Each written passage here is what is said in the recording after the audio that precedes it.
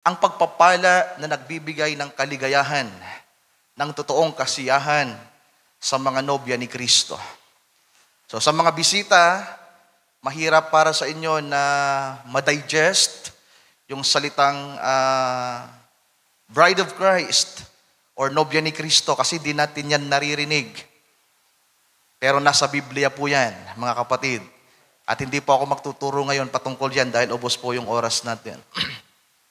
Next slide. Ito. Thank you. Andito na pala. So, ito yung binasa natin, mga kapatid. Naka-highlights yung dalawang importanteng bahagi. Yung isa ay nasa verse 13 at yung isa ay nasa verse 14. Christ has redeemed us from the curse of the law, being made a curse for us, for it is written, curse is everyone that hangs on the tree. Yung ipinako ang ating Panginoon. Kapag ipinapako pala nung unang panahon, yan ay simbolo. Pagpapakita ng isang tao ay isinumpa.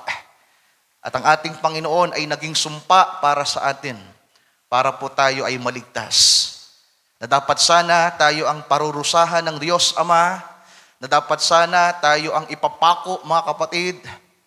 Tayo ay mapapahamak, pero salamat sa Panginoon sapagkat inalay niya ang kanyang buhay. Amen. At siya ay napako sa krus, siya ibinitin sa krus, ipinako ang kanyang mga kamay, ang kanyang paa, at naging katawa-tawa ang ating Panginoon habang siya ay nakapako at tinutuya siya ng mga tao na nandun. Sabi nila, kung ikaw talaga ang anak ng Diyos, kalagan mo ang iyong sarili at bumaba ka diyan. Pero hindi po yun ginawa ng ating Panginoon. Sapagkat ang ating Panginoon ay hindi na parito para magpakitang gilas. Hindi siya pumarito para ipakitang malakas siya at makapangyarihan. Pumarito siya na nasa pagpapakumbaba. Na bagamat siya ay nasa langit, nakaluklok sa trono, nakasama ang Ama. Bumaba siya sa ibabaw ng lupa, ipinanganak ni Maria para tayo po ay tulungan at tayo ay iligtas. Pwede ba nating palakpakan ang ating Panginoon? At ano yung dahilan kung bakit tayo tinubos, mga kapatid? Ano yung dahilan kung bakit inalay ng Panginoon ang kanyang buhay? Sabi sa verse 14, upang ang pagpapala na mula kay Abraham ay dumating sa mga hintil, sa kagaya nating mga hintil. Meron lamang pong dalawang lahi ng tao sa mundo. Ang mga Hudyo, yan ay ang mga Israelites people mula sa lupain ng Israel, at ang mga hintil. Lahat ng mga bansa na hindi Hudyo ay mga hintil. Ang Pilipinas ay isang bansang hintil. At ang sabi ng lingkod ng Panginoon na si Pablo, tinubos tayo ng ating Panginoon upang ang pagpapala na galing pa kay Abraham, hallelujah, ay maibigay sa atin sa pamamagitan ng ating Panginoong Hesukristo. Upang ating matanggap ang pangako na Espiritu sa pamamagitan ng pananampalataya. So meron tayong hinihintay na pangako, mga mahal kong kapatid. Then what is curse? Dalawang salitang ating titingnan, curse at yung blessing. What is curse? Sabi dito sa dictionary, to call upon divine power, kapangyarihan din pala ito. Pero ang ibinibigay ay harm or evil. Makakapanakit ito at ito ay masama at nagbibigay ng kalungkutan, paghihirap at mga sakit at mga kasamaan sa isang tao.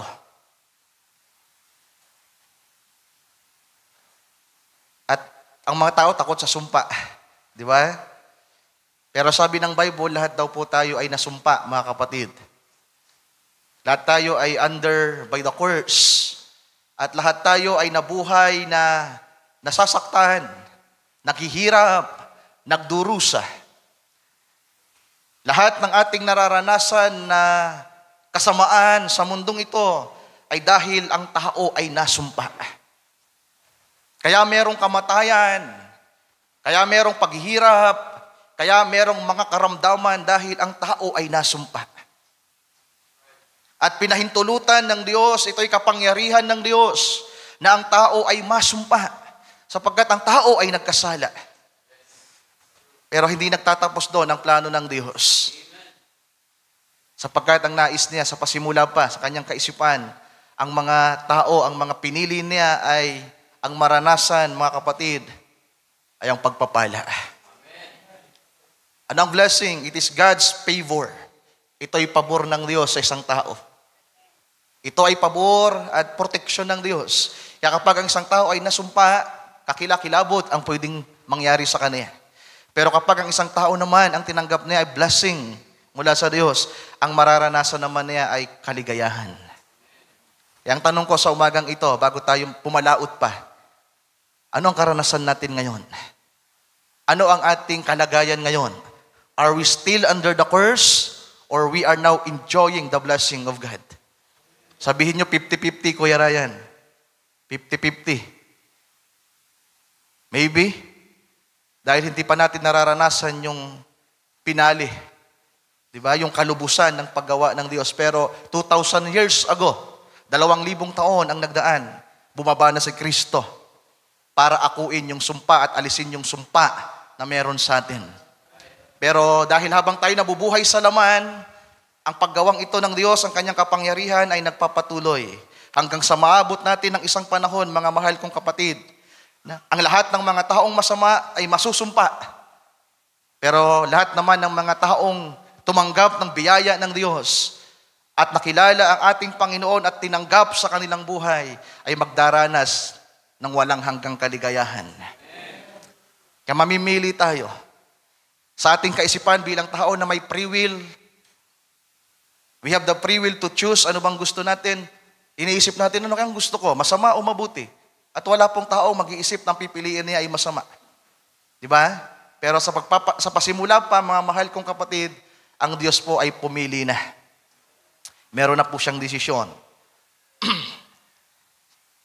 So, ang ating kaisipan, pag pinag-usapan ang sumpa at pagpapala, may mga inilista ko dito na dito natin minsan nakikita at nasasabi, ang taong ito ay nasumpa.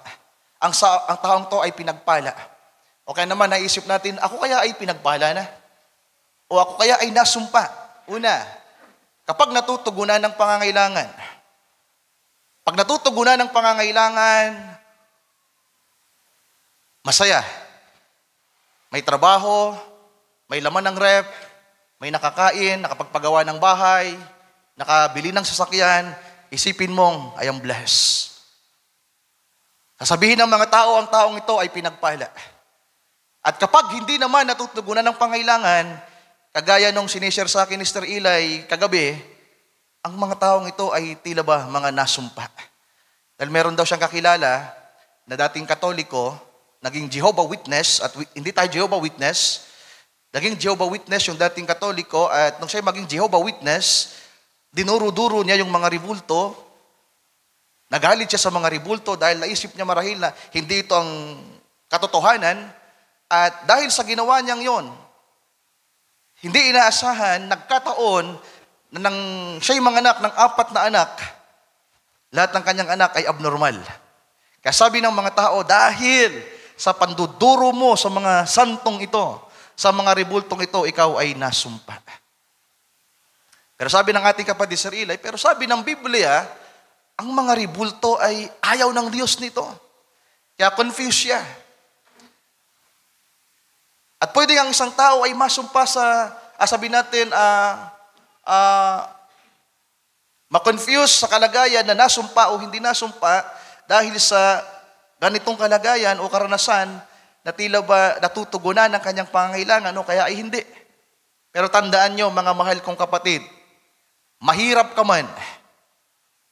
Pero kung ikaw ay pinagpala ng Diyos, pinagpala kang mahirap. Ayaw ka ng Diyos na payamanin dahil ayaw ka niyang mapahamak. Ayaw ka ng Diyos na payamanin at katagpuin ang lahat ng iyong pangangailangan dahil ayaw ng Diyos na magmataas ka balang araw at makalimutan mo siya. At may mga taong mayaman sa mundo, kagaya ni Kibuloy. Milyonaryo po si Kibuloy, mga kapatid. Pero ngayon, ano nangyayari sa kanya? Hinahanting siya. Sumpa yun. Pero nung interview si Kibuloy, sabi niya, ito'y blessing ng Diyos. We restored the Garden of Eden in Davao. Meron siyang jets, airplane, meron siyang mga mamahaling sasakyan, koleksyon ng mga motor,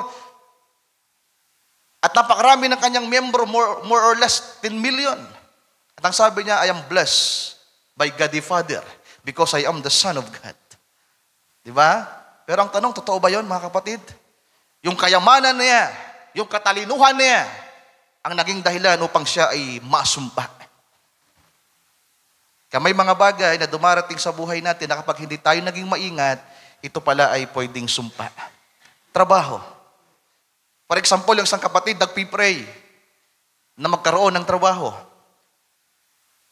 Naririnig ka ng kaaway na nagpipray. Naririnig ka din ng Diyos na nagpipray. Pero ang plano ng Diyos, bibigyan kita ng trabaho sa takdang panahon pag na-meet mo na yung bagay na gusto kong mangyari. Pero ang tao sadyang mapagmadali, di ba? Mapaghangad.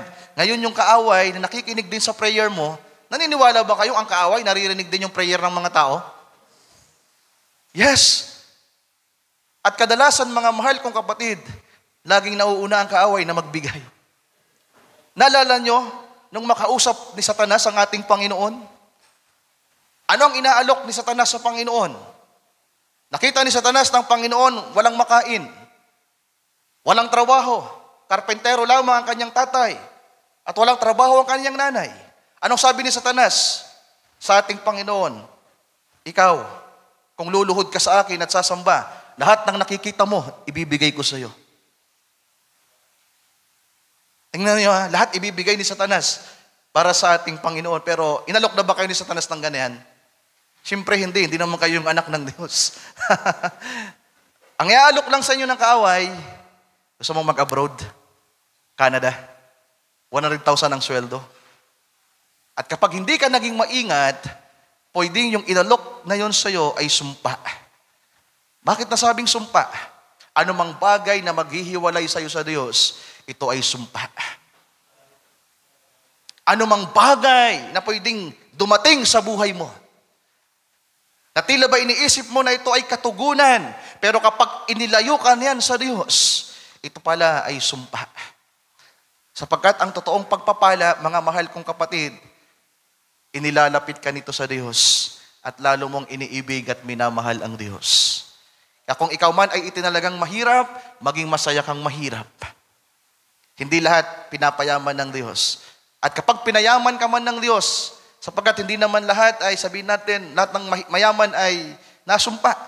May mga mananampalataya na pinaginhawa din ng Diyos. Pero yung kaginhawaan na yon ay merong layunin siya. Amen. So minsan nasasabi natin ng isang tao ay nasumpa dahil sa kondisyon na yan. At pangalawa, kapag maayos ang nangyayari o mga pangyayari, kapag maayos, tila ba sabihin natin ang taong ito ay pinagpapala. At kapag puro sigalot ang nangyayari, sabihin sa iyo, nasumpa ka. So bibilisan natin. Pangatlo, kapag walang suliranin, kapag walang problema, iniisip natin na kapag walang problema, pinagpala. At kapag punong-puno naman ang problema, nasumpa. So yan yung kaisipan ng tao. Pang-apat, kapag mga walang tiisin. So sino sa atin dito ang maraming tinitiis? Marami tayong tiisin. Pero sana mga mahal kong kapatid, huwag nating isipin na sa hirap nating pinagdaraanan ay nasumpa tayo. Sapagkat may mga bagay na pinapahintulutan ng Diyos para tayo ay turuan. Amen. So wag nating ilagay yon sa isip natin na kapag marami tayong tiisin ay tila ba wala yung pagpapala ng Diyos. Dahil baka yung kalagayan mo na marami kang tinitiis, ito pala ay blessing in disguise ng Panginoon. Amen. Ang layunin pala ng Diyos kung bakit marami kang tiisin, binigyan ka ng maraming tiisin, biyaya at pagpapalang tinatawag na tiisin, para hubugin ang iyong karakter. Amen. Para maging mabuti ka na tao. Ang hubugin pala ng Diyos sa iyo ay yung pinaka-importanting Bahagi ng pagkatao mo, yung magkaroon ka ng magandang asal at pag-uugali. Di ba? Ang ating Panginoon, ang ating halimbawa, nang siya'y pumarito sa ibabaw ng lupa, mga mahal kong kapatid, ang dami niyang tiisin. Ang ating Panginoon ay nabuhay sa mundo na walang anuman. Pero siya'y pinadakila at pinagpala ng Diyos Ama. Hallelujah. Panglima, last. Kapag walang karamdaman, ito. Isa rin ito sa nagiging kaisipan ng mga tao na kapag may karamdaman ay tila ba ito ay curse. At marami sa atin dito ang may mga karamdaman. Minsan mga mahal kong kapatid, yung karamdaman, ibinibigay ng Diyos para tayo ay tulungan. Blessing din po ang karamdaman. Mabigat, no? Kuya Ryan, totoo? Yes, of course. Ang Diyos ay sovereign, mga mahal kong kapatid. Alam niya ang kanyang ginagawa. Kapag ikaw ay anak ng Diyos, anuman ang ibinibigay ng Diyos sa iyo, pagpapala yan para sa iyo. Mamaya maintindihan natin, mga kapatid. Minsan kasi, ang kaisipan natin sa pagpapala, yung mga bagay lang na mabuti. Diba? Yung mga bagay lang na tila ba makakapagpasaya sa atin. Pero kapag ang mga suliranin na, ang mga tiisin na, ang mga karamdaman na, iniisip natin na hindi ito blessing. Pero kapag ang isang bagay na nararanasan natin ay lalong naglalapit sa atin sa Diyos, ito ay pagpapala niya sa atin, mga kapatid. Amen. Pero vice versa, kapag yung mga bagay naman na nararanasan natin ay naglalayo sa atin sa Diyos, baka yan ay sumpa. Kaya kayamanan man yan, karamdaman man yan. Kasi may mga tao, may mga mananampalataya na nasumpa ng karamdaman. At ang magiging reaksyon ng mga taong nasumpa, mga kapatid, puro yan, sabihin pa natin na ang pwede pa nilang gawin ay questionin ang Diyos. Bakit nangyari yun sa kanila? Panunumbat, paninisi. At kapag gano'n yung nararanasan natin, may mga kapatid na ganitong nararanasan, pwede yung dinadaanan talaga natin ay curse at kinakailangan mong lumaya diyan. At walang ibang paraan para lumaya. Hallelujah. Lumapit ka sa Panginoong Jesucristo at ipagkatiwala mo ang iyong buhay. So tayo magpapatuloy, mga kapatid. Daanan natin ito. 4 na pinanggagalingang dahilan ng mga pagsubok at kabiguan. Una, dahil sa ating mga pagkakamali o kapabayaan, personal. Kapag meron tayong nararanasan ng mga suliranin, kahirapan, tiisin, pwede ang dahilan ng mga bagay na ito ay dahil sa ating pagkakamali. Kabatila ka, tila ba nasumpa ka, tila ba ang nangyayari sa iyo ay hindi maganda, para bang nasumpa ka, ito ay dahil sa pagkakamali. At yan naman po talaga ang totoo. Nang magkamali po si Adan at si Eva, sila po ay nasumpa. Tama ba? Nang sila'y sumuway sa Diyos, nang sila ay magpabaya, mga mahal kong kapatid, sila ay nasumpa. At same din po yan sa atin. Every time na may nangyayari sa atin, na tila ba hindi maganda, pwedeng ang nararanasan natin ay yung resulta ng ating mga naging pagkakamali at ito ay personal. Wala kayong dapat sisihin dito. Kung merong nangyayaring hindi maganda sa inyo, huwag niyong sisihin ang sino-sino, mga mahal kong kapatid. Kayo ang merong responsibility dito. Kapag may mga bagay na hindi magandang nangyayari sa buhay ninyo, huwag kayong manisi. So may ilang mga bagay na nandito na nagiging dahilan ng ating pagkakamali at kapabayaan. Una, dahil sa pagmamadali. Isang suliranin natin yan. Kung mag-a-adlib ako, ubos yung oras ko. Binigyan nyo lang ako ng 1 oras para mangaral. Bawat isa dyan, merong adlib dapat yan. Dahil sa pagmamadali. Pagmamadaling mag-asawa, pagmamadaling magtrabaho, pagmamadaling magkabahay, pagmamadaling magkaroon ng sakyan. Pero hindi kalooban ng Diyos. Nagkagulo-gulo tuloy ang buhay. Diba? So kayo lang bahalang magdagdag. Kukulangin yung oras natin. Naka-6 na slide pa lang tayo sa 42 slides natin, mga kapatid. Wala pa tayo sa 1/4. Kaya kanina habang doon ako sa loob, Lord, paano kaya naman ito tatapusin? So huwag niyo akong sisihin pag umabot tayo ng alauna. Sisihin niyo yung mga nauna sa akin, mga kapatid. Pero kapag naging 2 oras ako, may pananagutan ako. Pero kapag ito ay naituro ko lamang ng 1.5, kuha ko yung oras ko. Okay ba yon? 1.5 hour ang sa akin. Ang slot ko, 1.5 hours ang sa akin. So dahil sa mga maling desisyon, kaya may mga kaguluhan sa buhay, dahil sa mga pagsuway sa magulang, pagsuway sa mga manggagawa, at higit sa lahat, pagsuway sa Diyos. Kahit nga pagsuway sa batas, kapag nagmaneho ka, Brother Danting, wala kang lisensya, pag nahuli ka, nasumpa ka. Di ba? Mga pagsuway sa mga rules, sa mga kapangyarihan, yung sariling kagustuhan, ito malimit itong mangyari. Mga sarili nating pagpili na hindi ayon sa kalooban ng Diyos, kaya nagkakaroon ng mga pagkabigo. Nagkakaroon ng mga pagsubok. Ano yung mga pagsubok na ito? Yung nagpapahirap sa atin. At kapag tumingin ng ibang mga tao, isa kang Kristiyanong, ang daming problema, ang daming pagsubok, hindi makita yung biyaya at pagpapala, ang nakikita nila, tingnan mo yan. Umalis sa Katoliko, nasumpa tuloy. Nagiging katitisuran tuloy, di ba?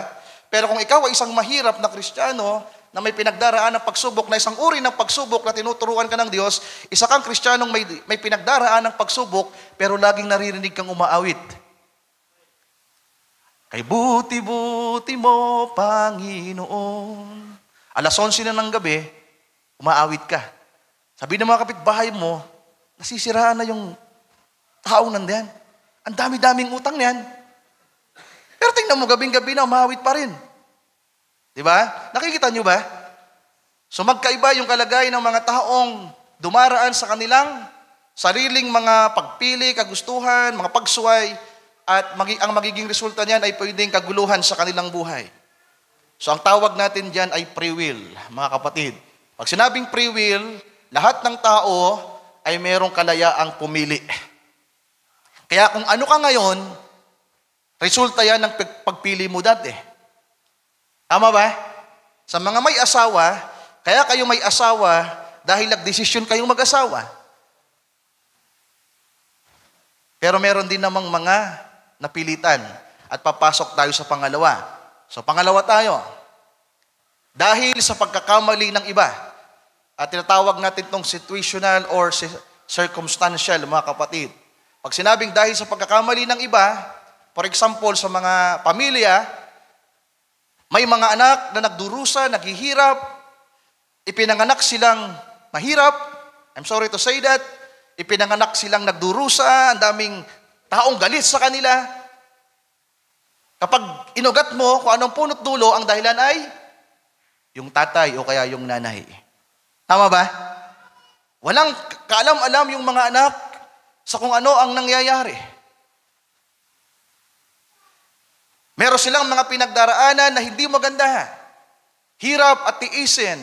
Pero ang dahilan pala ng kanilang nararanasan ay dahil sa pagkakamali ng iba. Nasundan nyo ba, mga mahal kong kapatid? At hindi na ikaw yung nagkagustuhan nito. Ang may kagustuhan nito ay ibang tao. Ang halimbawa natin dito ay si Adan at si Eva. Nadamay lang po si Adan, mga mahal kong kapatid, sa pagkakamali ni Eva. Tama ba? Sabi ng Biblia, si Adan ay hindi nagkasala. Pero si Eva nang magkasala, dahil sa pag-ibig ni Adan sa kanya, pinili ni Adan na iligtas si Eva. Anong nangyari kay Adan nang pinili niyang iligtas si Eva? Siya din po ay nasumpa.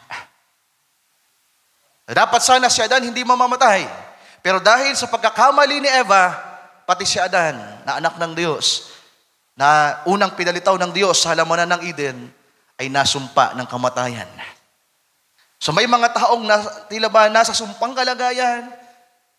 Isa-isip nyo na kapag sinabing nasumpa, ito yung mga kakilakilabot na nangyayari. Kahirapan at mga pagdurusa. Na kaya nangyayari yan sa isang tao o kaya nararanasan natin. May mga kapatid na sakitin, may sakit, o kaya ay naghihirap at nagdurusa dahil sa pagkakamali ng iba. Si Brother Intoy, expert dito. Yung tinatawag na by generation.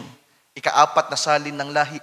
Dahil sa kasalanan ng iyong ninuno, yung kasalanan ng ninuno mo, dadalhin hanggang sa ika-4 na salin ng lahi.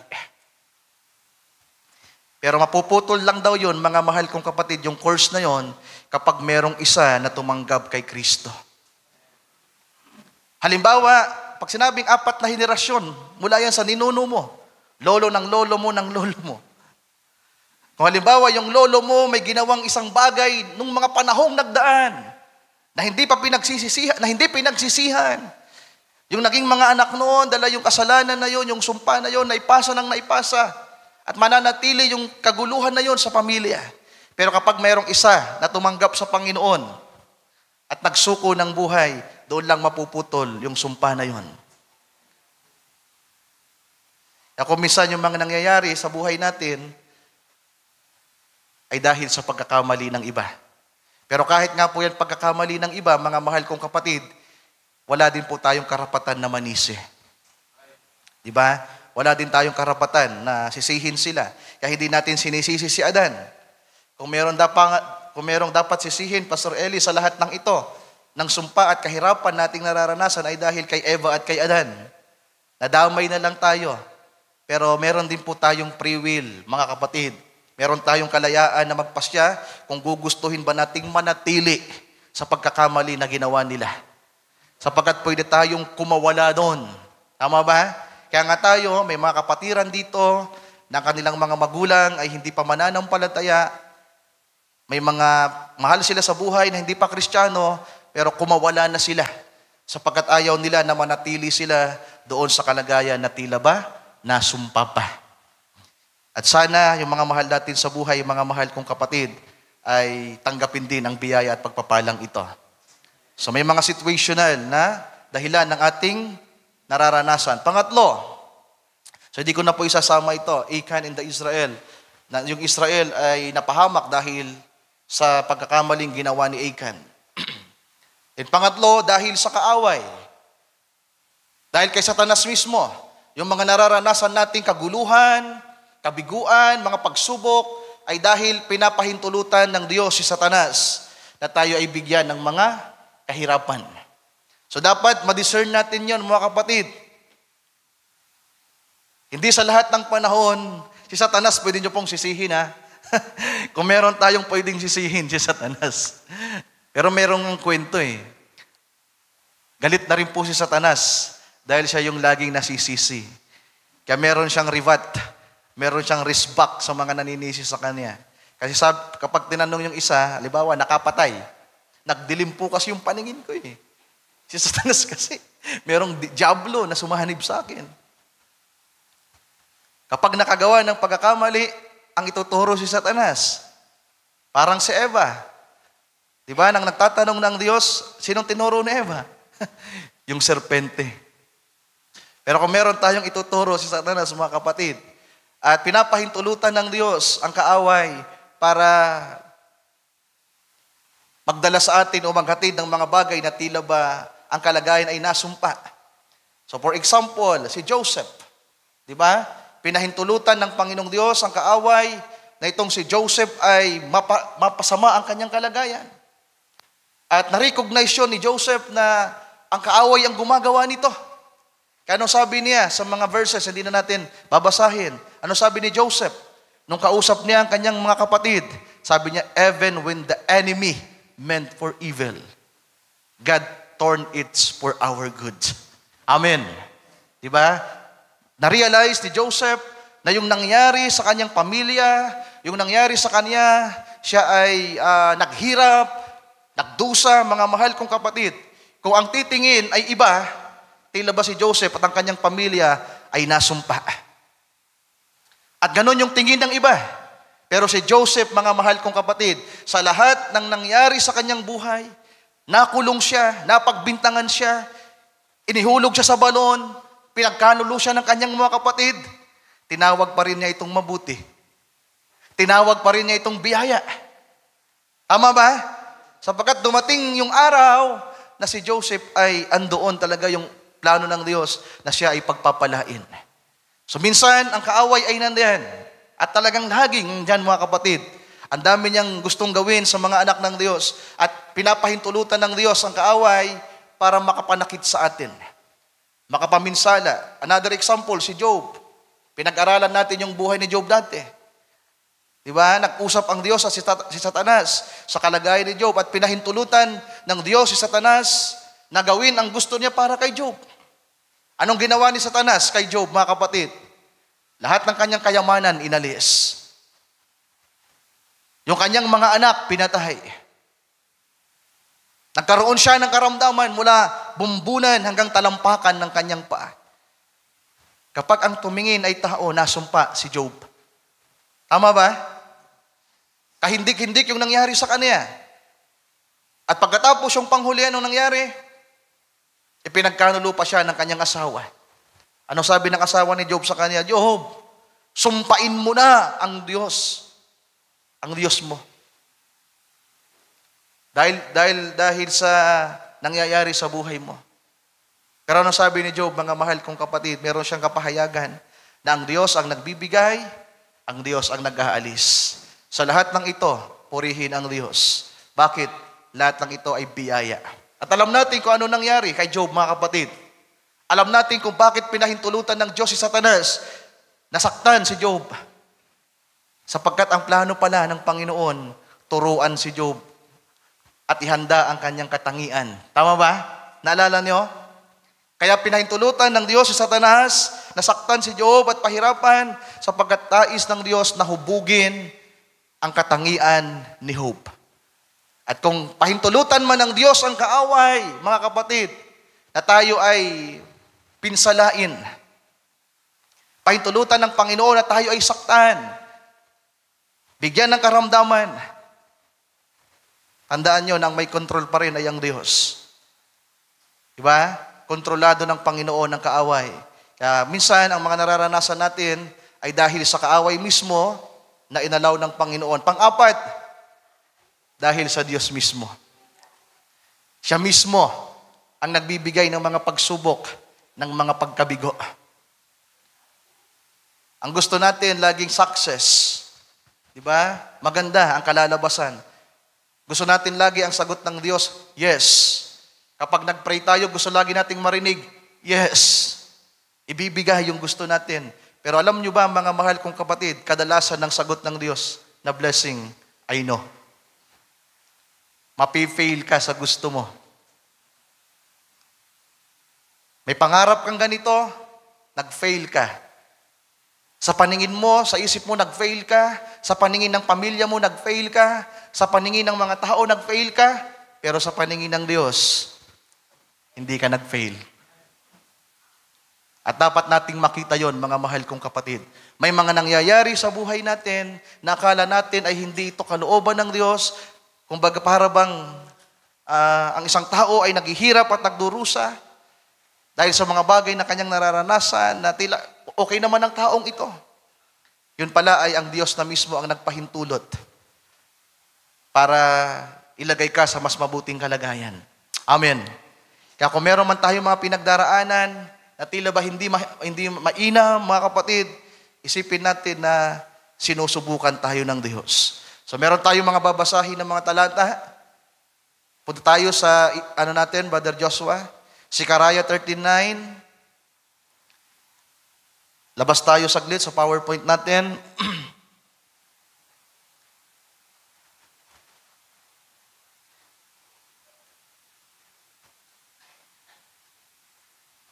Zechariah 13:9. Yeah.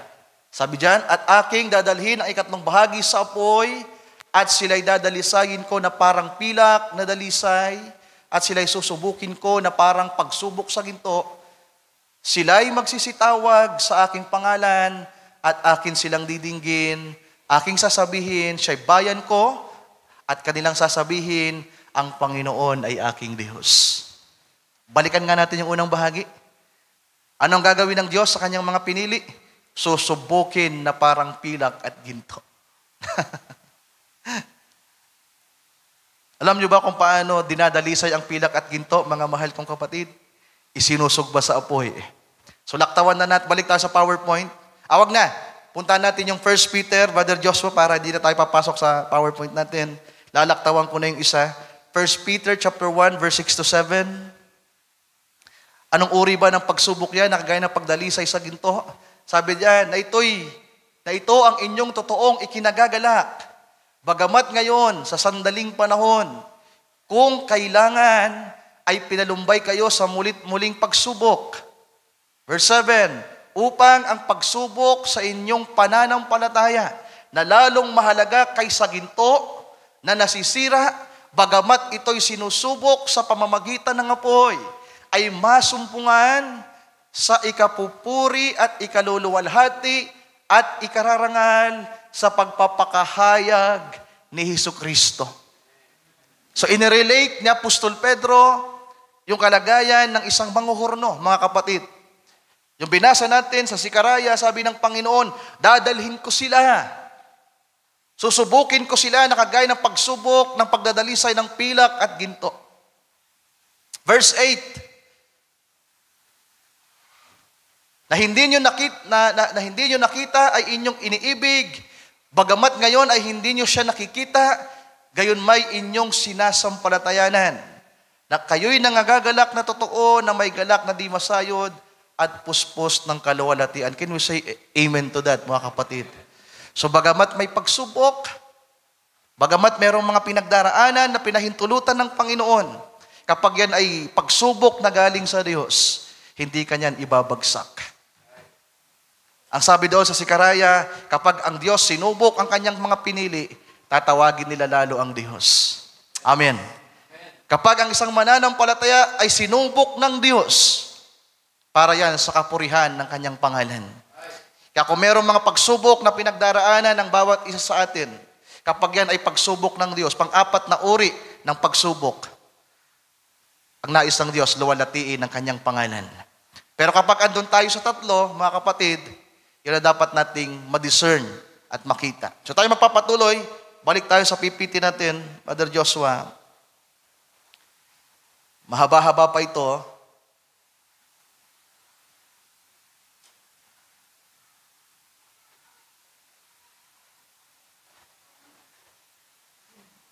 So binasa natin yung Sikaraya, yung Proverbs, iniwanan natin, yung 1 Peter. The free will of man in God's permissive and perfect will. So may tinatawag na free will ng tao. Pag sinabing free will, meron kang kalayaang pumili at kalayaang magdesisyon. At meron din pong tinatawag na permissive will ng Diyos.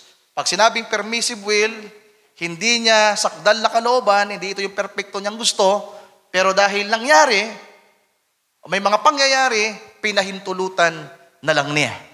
At meron tinatawag na perfect will ng Diyos, at ito talaga yung nais niya, mga kapatid. So tingnan natin sa bahaging ito, sa kwento ng buhay ni Jonah. Hindi na rin po tayo magbabasa. Basahin na lang yung aklat ng Jonas, mga kapatid. So ano meron sa aklat ng Jonah? Ito ay kwento ni Hunas. Kilala niyo ba si Jonah? Yung kinain ng balyena? So ano meron kay Jonah? Tinawag siya ng Diyos at inutusan na pumunta sa Nineveh. That is the perfect will of God. Tinawag niya yung isang taong merong kalayaang magdesisyon para sa kanyang sarili. Isang araw, nangusap ang Diyos sa kanya, tinawag siya, inutusan siya na pumunta sa Nineveh. Ano yung layunin ng Diyos? Para si Jonah ay mangaral sa mga taga-Nineveh at sabihan sila na ang Nineveh ay gugunawin ng Diyos. Pero ano nangyari, mga kapatid? Dahil may free will, itong si Jonah. Jonah flees from the presence of the Lord, and he went to Tarsis. Imbis na sumunod siya sa sakdal na kalooban ng Panginoong Diyos, iniwanan niya ang Panginoon. Na imbis na pumunta siya sa Nineveh, ang pinuntahan niya ay ang Tarsis. Yung utos ng Diyos sa kanya, pumunta ng Nineveh. Pero yung sarili niyang pagpili, pumunta siya sa Tarsis. Dahil nangyari? Merong bagyong dumating. Habang andun sila, sumakay itong si Jonah ng barko, ng malaking bangka ng unang panahon. Imbis na pumunta siya ng Nineveh, ang sinakyan niyang barko papuntang Tarsis. At dahil nilalayasan niya ang Diyos, tinatakasan niya ang Diyos, at pinili niya yung gusto niyang pagpili, anong nangyari? Binagyo siya habang nasa laot. At yung mga taong kasama niya ay nahintakutan, mga mahal kong kapatid. Ano sabi nila? Nasumpa tayo. Sino ba yung maisumpa dito? Kaya may bagyo, lulubog na tayo, mamamatay na tayo kasi merong sumpa dito sa barko. Alam niyo ba yon? Nasumpa tayo. Anong ginawa ng mga tao habang bumabagyo? Napakalakas ng alon. Lulubog na sila. Pinaglalaglag nila yung mga kargamento. Lahat inilaglag. Pero hindi pa rin huminto ang bagyo. Hanggang sa yung tumatakas na lingkod ng Diyos, sabi niya, ako ang dahilan ng bagyong ito. Ako ang dahilan kung bakit nasumpa tayo. Kaya anong nangyari? Anong nangyari kay Jonah? Inihulog sa dagat. Kaya mga kapatid, kung ayaw niyong maihulog sa dagat ng mga pagsubok, huwag kayong tatakas sa Diyos. Minsan, ang gusto ng Diyos ganito sa atin. Ang perpektong kalooban ng Diyos, manatili kayo sa gawain, o kaya inuutusan ka ng Diyos na gawin ng isang bagay, pero dahil tila baga mahirap para sa'yo, at hindi mo ito ibig, ang gagawin mo, pipili ka ng sariling pagpili.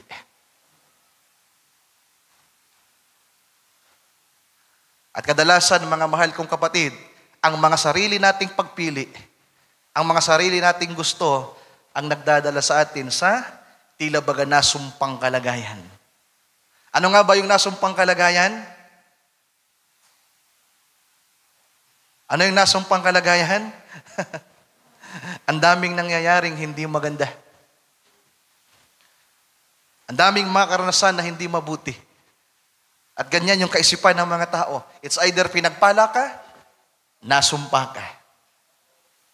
Yung isang lalaki nakapag-asawa, sabi ng Biblia, mapalad ang isang taong nakapag-asawa ng mabuting asawa. Pinagpala, mapalad. Paano kapag yung asawa mo, lagi kang inaaway? Di ba? Yung asawa mo ay vice versa na lang, both sa babae at lalaki. May mga karanasan yung mga mag-asawa na tila ba hindi maganda. At naiisip natin kung minsan na ito ba ay nasumpa ko o pinagpala. Kung ayaw nating maranasan ito, mga kapatid, huwag nating tularan si Jonah. Na kaya nangyari yun sa kanya at sa kanila habang sila ay nasa laot dahil tinatakasan niya ngayon ang kalooban ng Diyos. So itinapon siya sa dagat. Ano nangyari sa sumunod? Isang balyena ang lumamon sa kanya. Pinahintulutan ng Diyos na lamunin siya ng balyena. Hindi yun ang perpektong kalooban ng Diyos. Hindi rin gusto ni Jonah na siya ay lamunin ng balyena. Wala yun sa kanyang kaisipan. At wala rin yun sa orihinal na plano ng Diyos na si Jonah ay lalamunin ng balyena.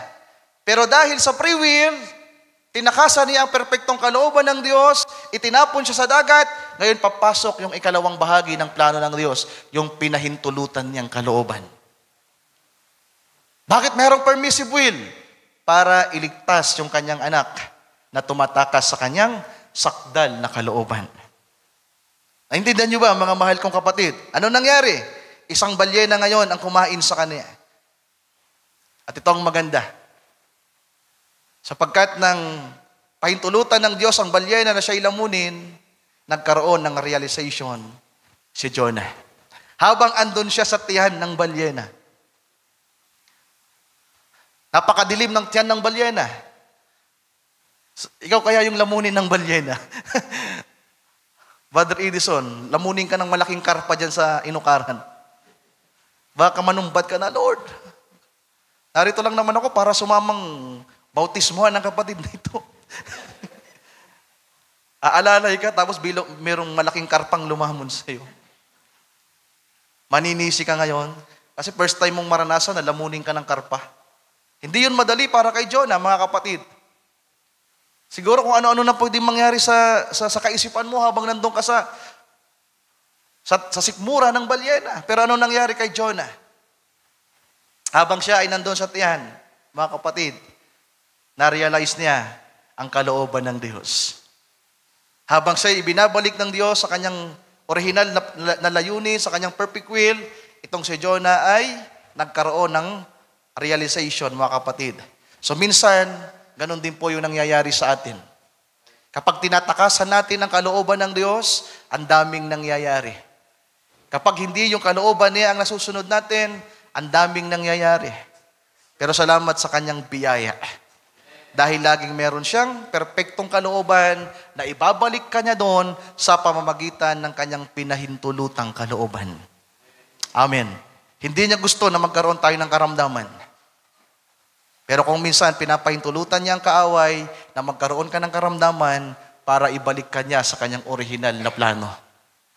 Kung minsan pinapahintulutan ng Diyos ang mga suliranin, ang mga bagay na hindi magandang nangyayari sa atin, mga kapatid, para ibalik ka niya sa kanyang original na plano. Amen. Pwede ba nating palakpakan ang ating Panginoon, mga mahal kong kapatid? So, anong nangyari? Nang si Jonah ay makapag-isip-isip, makapanalangin, dinala siya ngayon ng balyena sa Nineveh. Doon mismo sa pier, sa fort ng Nineveh, ibinaba siya doon, iniluwal siya ng balyena. At alam niyo po ba, ang mga tao sa Nineveh, hindi sila basta-basta naniniwala ng walang nangyayaring milagro o himala o sign. Kaya naman pagdating sa port, ang daming mga barko siguro doon biglang merong balinang lumitaw. Dumabas si Jonah, paglabas niya, magsisi kayo! Sapagkat gugunawin ng Diyos itong Nineveh. Ano nangyari sa mga tao? They believe on Jonah immediately. Di ba? Yung hari na nawagan, mag-ayuno kayo. At ang mga taong nandun, naniwala kay Jonah. At dahil naibalik sa original na plano ng Diyos, ang mga tao sa Nineveh ay nagsisi. At ang mga taong nandoon ay naligtas. So, nakikita natin dyan, mga mahal kong kapatid, na yung free will, permissive will ng Diyos, yung perfect will niya, ay kapwa kumikilos sa mga bagay na nararanasan natin. Kung titingnan niyo, yung tingin ng iba sa nangyari sa laot, nasumpa sila. Meron silang bagay na dalang sumpa sa barko. Pero yung nangyaring lahat ng yon, mga mahal kong kapatid, blessing ng Diyos kay Jonas. Nakita nyo ba? Blessing yun ng Diyos kay Jonas. Yung bagyo, blessing pa rin ng Diyos kay Jonah. Nang ihulog siya sa barko, blessing pa rin yun ng Diyos kay Jonah. Nang lamunin siya ng balyena, blessing pa rin yun ng Diyos kay Jonah. Bakit? Ibinabalik ka lang nito sa original na plano ng Diyos sa buhay mo. Amen.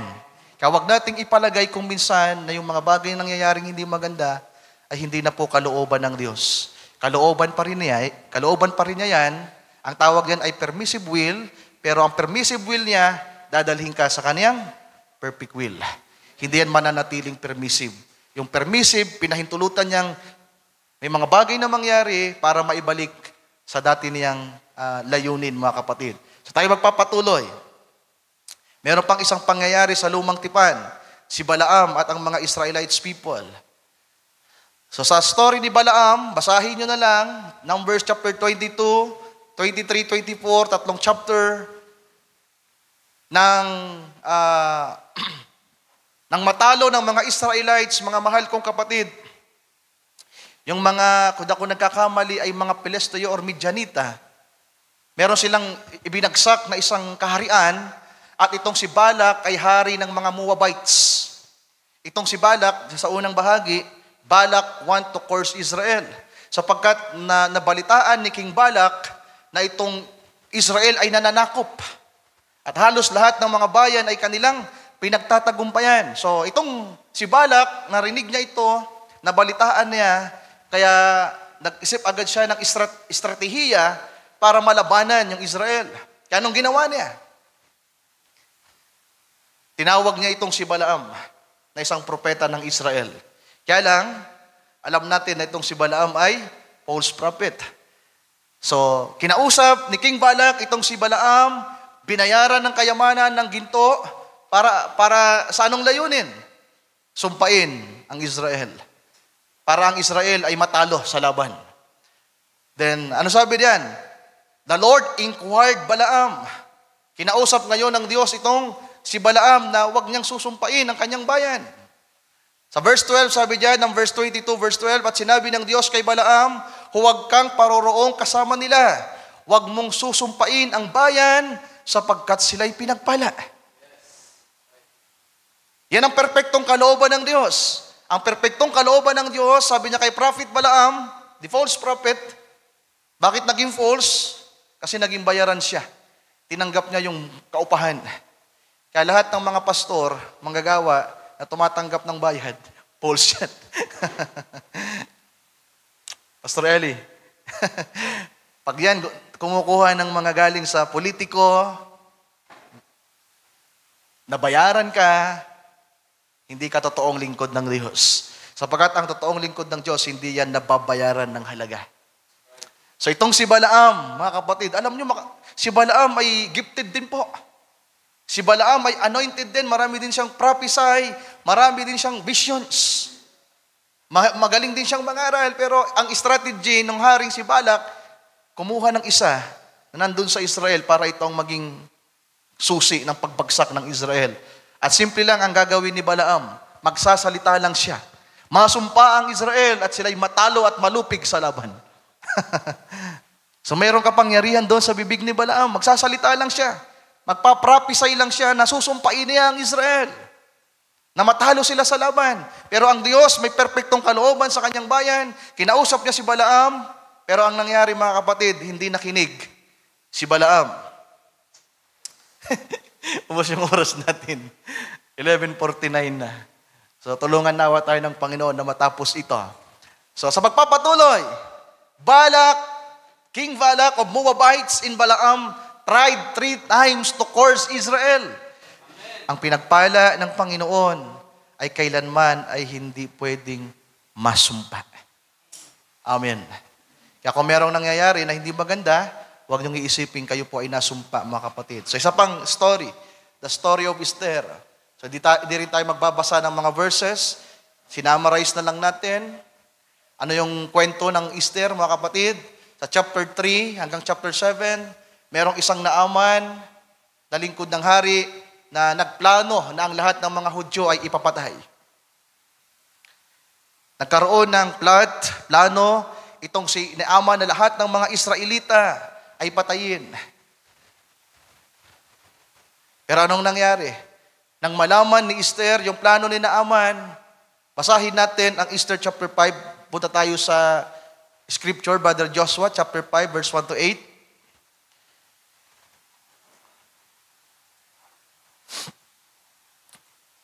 So take note mga kapatid, merong isang Naaman na gustong patayin ang lahat ng Hudyo. I-wipe out. Walang ititira. Pero itong si Esther, napatagong naroon kumbaga napili siya na isang Hudyo na walang kaalam-alam ang mga tao na isa siyang Hudyo. Nang malaman niya ang plano ni Naaman ay naglakas ng loob na kausapin ng hari. Sabi sa verse 1 ng chapter 5, nangyari nga ng 3 araw, nagsuot si Esther ng kanyang bihisang pagkareyna at tumayo sa pinakaloob na bahay ng hari, sa tapat ng bahay-hari. At ang hari ay naupo sa kanyang luklukang hari, sa bahay-hari, sa tapat ng pasukan sa bahay. Verse 2. Verse 2, at nagkagayon, nang makita ng hari si Esther, English nga natin, Brother Joshua, mas maganda sa English. And it was so, when the king saw Esther, the queen standing in the court, that she obtained favor in his sight, and the king held out to Esther the golden scepter that was in his hand. So Esther drew near and touched the top of the scepter. Verse 3, then said the king unto her, what will thou, Queen Esther? What is thy request?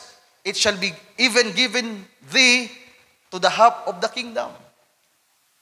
So, natandaan niyo pa ba kung anong meron dito? Merong naaman na gustong patayin ang lahat ng mga Hudyo. Nalaman ito ni Esther at ang may kakayahan lamang na tumulong sa kanya ay ang hari. Kaya nung ginawa ni Esther, naglakas siya ng loob na kausapin ang hari. Na hindi yun basta-basta mga kapatid. Dahil pwede kang ipapatay. May authority ang hari na pwedeng gawin yon kapag hindi ka nakatanggap ng favor. So naglakas ng loob itong si Esther na pumasok sa bahay-hari. Pero ang kagandahan, tumanggap ng pabor si Esther mga kapatid.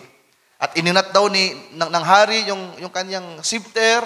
Then hinawakan ni Esther at tinanong siya, ano ang hiling mo, Esther? Ibibigay sa iyo kahit ang kalahati ng kaharian. Verse 4. Verse 4, Brother Joshua. And Esther answered, if it seem good unto the king, let the king in Haman come this day unto the banquets that I have prepared for him. So simple lang yung request ni Esther mga kapatid. Magkaroon ng isang salo-salo nakasama ang hari at si Haman. Verse 5. Haman rather. Then verse 5. Then the king said, cause Haman to make haste that he may do as Esther has said. So the king and Haman came to the banquet that Esther had prepared. Verse 6. And the king said unto Esther at the banquets of wine, what is thy petition? And it shall be granted thee. And what is thy request? Even to the half of the kingdom, it shall be performed. So inulit ng hari. Verse 7. Then answered Esther and said, my petition and my request is, last verse, verse 8, if I have found favor in the sight of the king, and if it please the king to grant my petition, and to perform my request, let the king and Haman come to the banquets that I shall prepare for them, and I will do tomorrow as the king has said. Talon tayo sa chapter 7, verse 1, Brother Joshua. Ituloy natin yung kaganapan dito.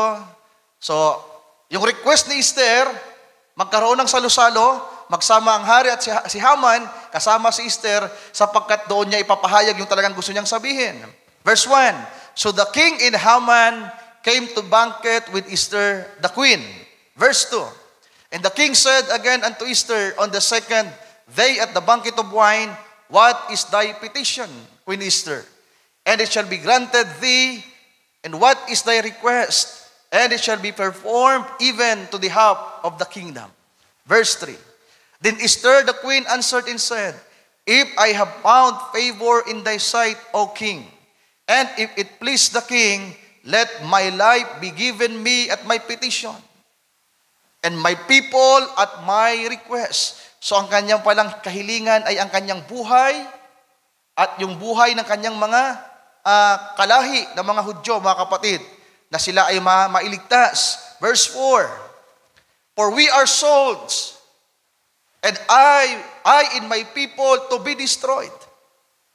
So ano yung plano ni Haman, mga mahal kong kapatid? Patayin ang mga Hudyo.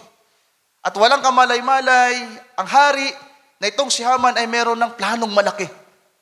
Naibenta na pala ang mga Hudyo at sila ay planong lipulin, ipapatay at mawala, to be perished. If we had been sold for man and bondwoman, I had held my tongue, although the enemy could not countervail the king's stavage. Verse 5. Then the king Ahasuerus answered and said unto Esther the queen, who is he? Sino ang kaaway na gustong manakit sa iyo at sa iyong bayan? Sino ang kaaway na ito na nagplano na ipapatay kayong lahat at gawing alipin? Who is he and where is he that dares presume in his heart to do so? Sino itong napaplano sa kanyang puso na gawin ito? Verse 6. And Esther said, the adversary and enemy is this wicked Haman. Then Haman was afraid before the king and the queen. Balik tayo sa PowerPoint, Brother Joshua. Tingnan natin yung pagkasunod-sunod ng mga pangyayari. The Haman want to kill all the Israelites people, including si Esther. Meron siyang planong ipapatay silang lahat. Nalaman ni Esther, nag-ayuno siya. Pati si Mordecai na kanyang tiyuhin. Then, after noon, kinausap niya ang hari at naibigay ang pagpapala kay Esther. Yung plano ng kaaway, ipahamak ang buong Hudyo, pati si Esther, mga kapatid. Pero ano yung naging resulta? Pagpapala ng Diyos. Si Mordecai na simpleng tao lang. Si Mordecai na nandun lang sa labas, natakot na ipakilala ang kanyang pagkatao. Palihim siyang nakikipag-usap kay Esther. Pero dahil sa plano ng kaaway ni Haman, napatayin silang lahat, lalo silang naitaas. Amen. Diba? Yung plano ng kaaway, i-destroy ang Israel. Patayin si Esther, patayin si Mordecai. Pero anong nangyari? Yung Mordecai na patago lamang na makipag-usap kay Esther, inonor ng hari. Hallelujah. Ganyan ang Diyos natin. Mga kapatid, kahit gaano pa kalaki ang plano ng kaaway na i-destroy ang kanyang mga ang hirang ng mga Diyos, ang hirang ng Diyos at ang mga anak ng Diyos. Kapag ang mga anak ng Diyos yan ay pinagpala, lagi ang pabor ng Diyos nasa kanila. Ano nga ba yung blessing? Mga kapatid, isang pabor na ibinigay. Kano sabi ng hari, Esther, ano ba ang gusto mo? Kahit kalahati ng kaharian, ibibigay ko. Pero yung request lang ni Esther, mga kapatid, gusto kong maligtas ang buhay ko at ang aking bayan. At ibinigay ng Diyos. Yun ang maganda, mga mahal kong kapatid. Alam nyo, naalala ko yung kwento ni Brother Branham. At kahit sa Bible, meron pala niya. Pero si Brother Branham, merong kwento. Na merong isang nanay na lumapit kay Brother Branham. At sabi ng nanay, sabi ng propeta doon sa nanay, umiling ka ng isang hiling, kahit ano ibibigay sa iyo ng Diyos ngayon. Nagulat yung nanay, mga mahal kong kapatid. Kalain mo yung propeta. Sinabihan ka na humiling ka ng kahit ano ibibigay sa iyo ngayon. Sino nakakaalam ng kwentong yan? Di ba? Pero walang pag-aatubili na sumagot yung nanay. Hindi siya humiling ng pera, ng kagalingan, hindi siya humiling ng blessing, na pagpapala para matugunan ang kanilang mga pangangailangan. Hindi siya humiling ng kahit anumang mga material na bagay. Ang hiniling niyang pabor sa Diyos ng araw na yon, maligtas ang kanyang anak. At nang sabihin niya, Brother Branham, ang aking request, maligtas ang aking anak, at maya-maya nakita niya yung anak niyang humahagulhol, umiiyak at nagsisisi sa harapan ng Diyos. Amen. Yan po ang pabor na meron sa mga anak ng Diyos. Kahit ang kaaway, may banta, mga mahal kong kapatid, kapag ang Diyos pinagpala ka, kung meron kayong mga mahal sa buhay na tila ba wala pa sa gawain, unahin nyo silang hingin sa Diyos. Amen. Ang dami nating request na hinihingi sa Panginoon at pinagpala naman talaga tayo. Pero we need to discern ano ba ang kalooban ng Diyos para sa atin. The blessedness of the bride of Christ. Ano ba ang higit na pagpapala na meron sa mga anak ng Diyos? Siyempre walang ibang kaligtasan natin. Mga mahal kong kapatid, at sana nga po yung kaligtasan din ng mga mahal natin sa buhay. So anong nangyari? Mordecai, honored by the king, itinaas ngayon si Mordecai.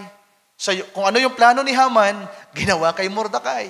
Sa yung isinakay sa karwahe, sa yung dinamitan ng balaban, sa yung binigyan ng singsing. Lahat ng gustong mangyari ni Haman, nangyari kay Mordecai.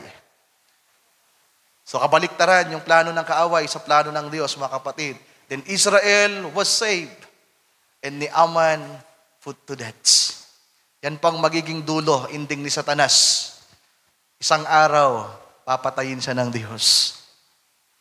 Yung tempter na yan, yung mandaraya na yan, na pinahintulutan lang din ng kaaway na pahirapan ng mga tao, isang araw, si Satanas ay susugba ng Diyos sa dagat-dagatang apoy.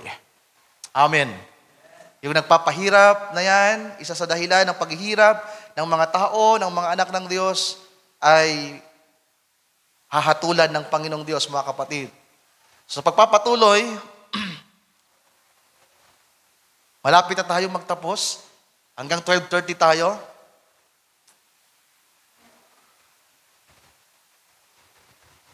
Ayaw gumana, Brother Joshua? Okay. To the bride of Christ, to the believers, the curse was broken, and the blessing are bestowed. Amen. Sa ating mga mananampalataya sa nobya ni Kristo, ang sumpa ay sinira na po ng Panginoon. Tandaan niyo yan, mga kapatid. The curse was broken and the blessing are bestowed. Kaya kung hindi pa natin nararanasan ang pagpapala, kailangan mo lang tanggapin si Kristo. 2,000 taon, ang ating Panginoon ay bumaba sa lupa, inalay ang kanyang buhay, ipinahayag ang kanyang mensahe, na sino mang sasampalataya sa Kanya ay tatanggap ng pagpapala, ng biyaya, ng buhay na walang hanggan, ng kaligtasan. At kapag tinanggap mo ang Panginoon sa buhay mo, ang sumpa ay ganap na masisira sa buhay mo. Amen. At ang meron sa iyo ay pagpapala. At anuman ang mangyari sa iyo along the way, habang nasa paglilingkod ka, anumang mga suliranin pa ang maranasan mo, lahat ng yan ay blessing pa rin ng Diyos na tinutupad lamang niya kung ano ang kanyang layunin sa buhay ninyo, mga mahal kong kapatid. So pagpapatuloy, balikan natin yung Galatians chapter 3, verse 13 to 14. Christ has redeemed us from the curse of the law, being made a curse for us, for it is written, cursed is everyone that hung on the tree. Verse 14, that the blessing of Abraham might come on the Gentiles through Jesus Christ, that we might receive the promise of the Spirit through faith. So ano ba ang blessing na meron kay Abraham, mga mahal kong kapatid? Sa Genesis chapter 12, verse 2 to 3, sabi sa verse 2, and I will make of thee great nations, and I will bless thee, and make thy name great, and thou shalt be a blessing. Amen. Tatanggap ka ng biyaya, pagpapalain ka, at magiging pagpapala ka. And I will bless them that bless thee, and curse him that curses thee. And in thee shall all families of the earth be blessed. Amen. Ito po yung blessing na naroon kay Abraham, mga kapatid, na sinasabi ni Pablo, that the blessing of Abraham, yung pagpapala na naroon kay Abraham ay mapupunta sa inyo. Sino mang gustong sumumpa sa inyo, masusumpa. Pero lahat naman ng mga taong magpapala sa inyo, pagpapalain ng Diyos. Karanasan na natin yan. Kapag may mga taong galit sa atin, di ba? May mga taong nanunuya sa mga Kristiyano. Hindi nila alam ang kinakalaban nila ay ang Diyos. Yan ang sinasabi ng Biblia. Ang pinagpala ng Diyos ay hindi maaring masumpa. Sino mang magpala sa kanila ay pagpapalain. Sino mang gustong manakit sa kanila, sumpain sila ay masusumpa. At sa pamamagitan mo, kung ikaw ay totoong elected ng Diyos, ang lahat ng mga tao, sabi diyan, yung mga taong tinalaga rin naman ng Panginoon ay pagpapalain dahil sa iyo. Amen. Hindi lang ikaw. So ano ba meron kay Abraham, mga kapatid? Tinawag siya ng Diyos, may pangako ng pagpapala sa kanya, pinalitan ng kanyang pangalan, hindi natin ito isa-isahin.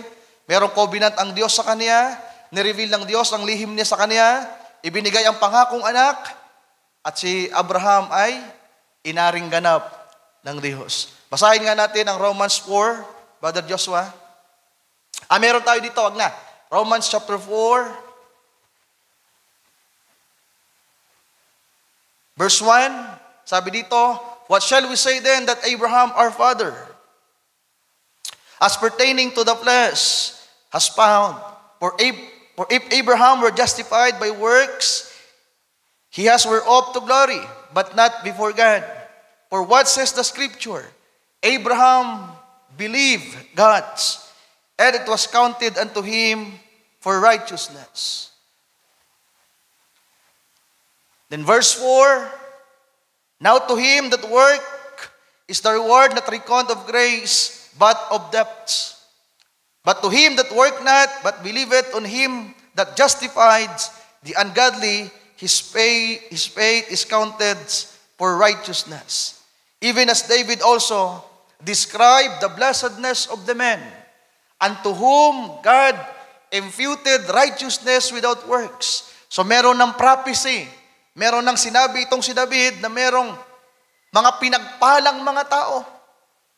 The blessedness of the man.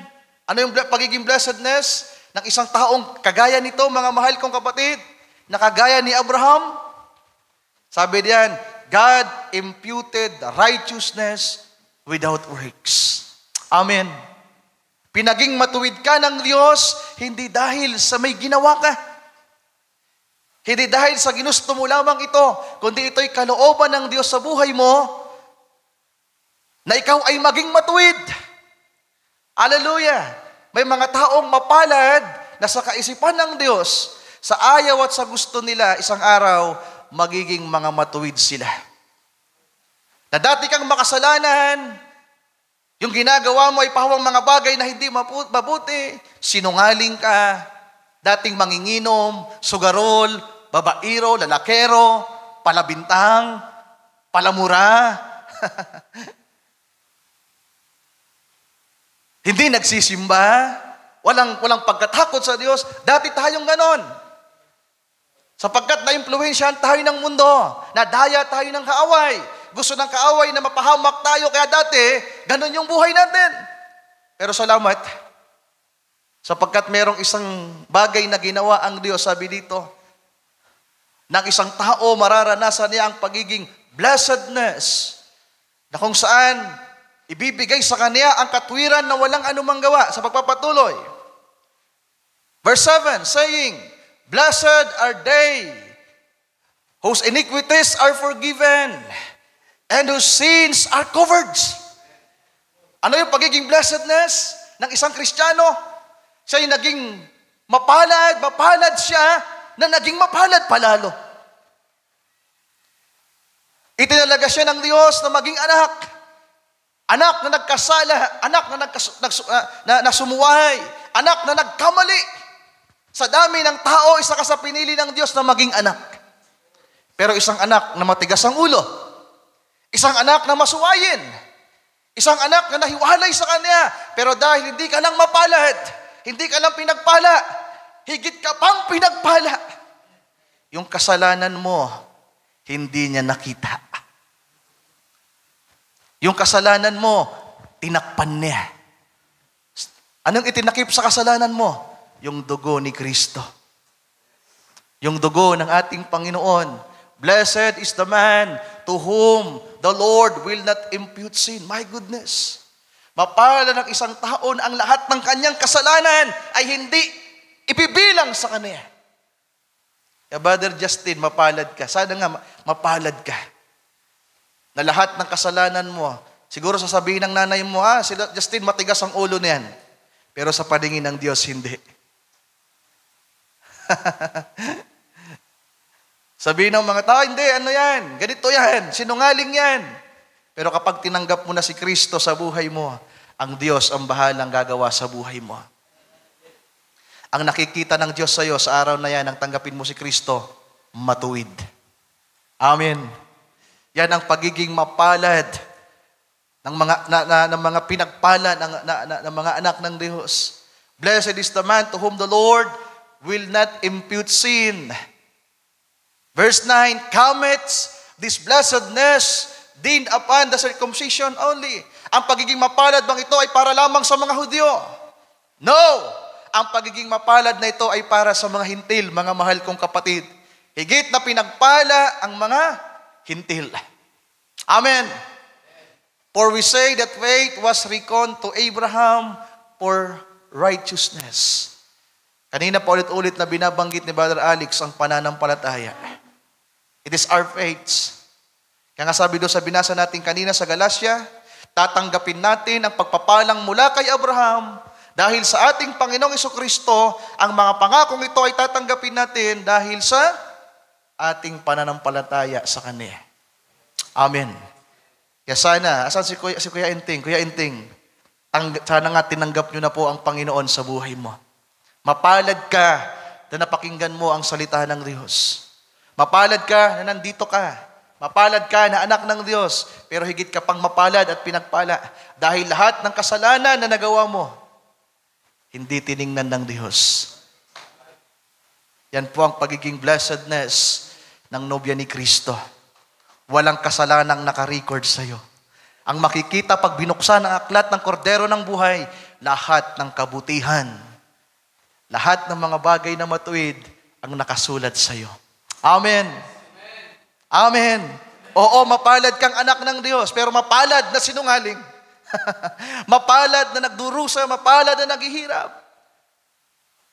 Pinaintulutan ng Diyos ang kaaway, pinaintulutan kang magkamali, pero mapalad ka sa pasimula pa. Para yung magiging mapalad mo, higit ka pang pinagpala ng Diyos. Hallelujah. Ang Diyos ay naging mabiyaya, naging mabuti sa iyo. At pwede ba nating palakpakan ang ating Panginoon, mga kapatid? Hallelujah. Ngayon magtatanong ako, ano ang totoong pagiging blessedness natin? The blessedness of the bride of Christ. Ito ang sagot, mga kapatid. Si Kristo ang higit na pagpapala sa atin. Siya ang higit na pagpapala sa atin. Amen. Kaya kahit mahirap ka, mapalad kang mahirap, pag si Kristo nasa iyo, higit ka pang pinagpala. Amen. Ang kaligayahan ng mga anak ng Diyos, ng nobya ni Kristo, ay si Kristo mismo. Sana nga po yan ay totoo, mga kapatid. Hindi ang pera, hindi ang bahay, hindi ang sasakyan, hindi ang karir. Dapat ang totoong blessedness natin, kaligayahan natin, ay si Kristo. Ano nga bang ibig sabihin ng blessedness, mga kapatid? The state of being blessed, pinagpala ka na with divine favor. Si Esther mapalad na naging reyna, pero yung pagiging mapalad niya hindi doon nagtapos. Merong divine favor. Ano man ang hilingin mo, ibibigay sa iyo. Amen. Amen. Hallelujah. Ano pang ibig sabihin ng blessedness? Ang kaligayahan mo, ang kasiyahan mo, ang satisfaction mo, ay ang pagkakilala mo kung sino ka bilang anak ng Diyos. Tama ba? Kapag alam mong tinanggap mo na si Kristo, kilala mong Kristiyano ka, maligaya ka. Ano man ang pinagdaraanan mo sa buhay, may karamdaman ka man ngayon, na tila ba sumpa sa paningin ng mga tao, biyaya yan ng Diyos sa iyo. Kung meron mang mga nangyayari, kagaya ng nangyari kay Kuya Enteng, kaya ka andito ngayon, malay mo, that is blessing in disguise, na meron mga nangyari doon sa Taytay, nakaguluhan. Napunta ka dito sa Bicol, napunta ka dito sa Nabua, nakadalo ka ng gawain, dahil meron palang layunin ang Diyos sa buhay mo. Pasalamatan mo ang Panginoon. Nanay Betty, salamat, tinanggap niyo si Kristo, may dahilan ang lahat. Yung kaguluhan na nangyari sa buhay niyo, pagiging mapalad pala ito sa inyo. Pwede ba nating palakpakan ng Panginoon, mga kapatid? Kaya wag nating isipin na ang mga problema, mga pagsubok, mga suliranin ay laging sumpa. Totoo, sumpa ito kung sumusuway ka sa Kanya. Pero every time na nagpapakumbaba ka at nagsisisi, ang Diyos ay mabiyaya. Kung nasa panahon ka man ng pagsisisi, nasa pagbabagong buhay na, sinisikap mong maging mabuting Kristiyano, pero ang daming kahirapan na nangyayari, take it as a blessing. Isipin mo, ayaw ako ng Diyos na payamanin. Ayaw ako ng Diyos na ibigay ito sa akin dahil baka mapalayo ako sa Kanya. Amen. Wag na wag nating susumbatan ang Diyos, mga kapatid, sapagkat alam ng Diyos ang Kanyang ginagawa. Kung ikaw ay isang totoong Kristiyano, alam ng Panginoon ang Kanyang ginagawa.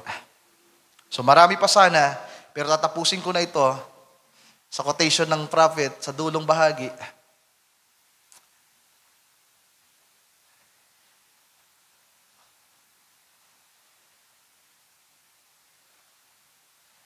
Dito tayo magtatapos.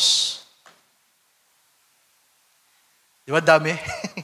Hindi niyo ako binigyan ng sapat na oras eh. Struggle tuloy tayo pero mabuti ang Diyos. Palakpakan natin ang Panginoon, mga kapatid. Isa sa problema ng manggagawa, pag alam niyang maikli na lang yung oras niya. So, Blessing pa rin yan. Kung ano man yung dahilan ng Panginoon, bakit nangyayari yung mga ganito, pagbulayan nga natin. Okay. Minsan iniisip ko, dami na kasi ng kanta, tagtatatlo na. Dati naman, tagdadalawa lang yung kanta. Kaya nga, isipin yung mabuti yan sa meeting nyo mamaya. Sino kasa nagpasimula ng tatlong kantang yan? Dati naman, tigdalawa lang. Di ba? At kahit nga tigdalawa, pag alam mong kulang na yung oras, kaya mong i-adjust. So, nag-sermon tuloy ako. Pero hindi yan sumpa, blessing yan sa inyo. Last quote, time and eternity will blend together. Sabi ng propeta, time and eternity will blend together. Alam nyo, di nyo basta makukuha to. Kasi nilaktawan na natin yung paradise, millennium, yung mga kabaliktaran noon, yung paradise sa kabaliktaran, yung hell. Ang daming adlib dyan, di na natin dinaanan. Pero isang araw, time and eternity will blend together when God and His people blends together. And we pray, God, that at that time, that we will be numbered among those that will be blended into Christ, that is called His brides. Help us today as we prepare, knowing not what tomorrow will holds, but we are ready to receive anything. Lord, as far as we know, that Thou hast for us, we are ready to receive it. We ask this blessing for the glory of God in the name of Jesus Christ. Amen. Ano yung hinihinging blessing ni Brother Branham sa kanyang panalangin? Maging kaisa si Kristo at matawag na nobya ni Kristo. Yan ang higit na pagiging pinagpala. Isa ka, you are among them, to those who are called the bride of Christ. Amen. Ating palakpakan ng ating Panginoon, mga kapatid. Sa tingnan niyo, ang hinihinging blessing ni Brother Branham ay hindi kung anong mga bagay na material, mga kapatid. Ang hiningi niya na blessing sa bahaging ito ay maging kaisa si Kristo at maging parte ng nobya ni Kristo. Tayong lahat ay magsitayo sa oras na ito. So, balikan ko lang tong isang to. Balik ka lang doon, Brother Joshua, habang tayo nakatayo. Balik ka sa PowerPoint. Isisingit ko to. Sabi ng propeta, 1963, there is coming blessing, just as the same as there is coming wraths. You have to either be looking for the wrath to fall upon you and for destruction, or either you have to be looking for the resurrection of the Lord Jesus. I am watching for the coming of that glad millennium day when our blessed Lord shall come and catch His waiting bride away. Sabi ng propeta, merong paparating na pagpapala. Higit pang pagpapala. Pero meron ding paparating na galit, mga kapatid.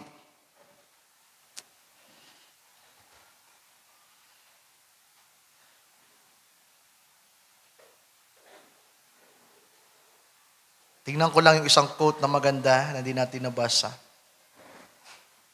Balikan ko lang ito. Sayang, nangihinayang ako na hindi natin mabasa ito. Tapos tayo magpipray.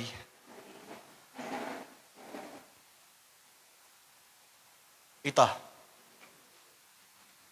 Sabi ng prophet, the blessing comes through the cross. Then kinote niya yung Galatian na binasa natin. Sa baba na lang yung naka-volts. The blessing of Abraham came through the cross to the Gentiles. The Jews rejected the cross, therefore, Jesus got the Gentile brides. Amen.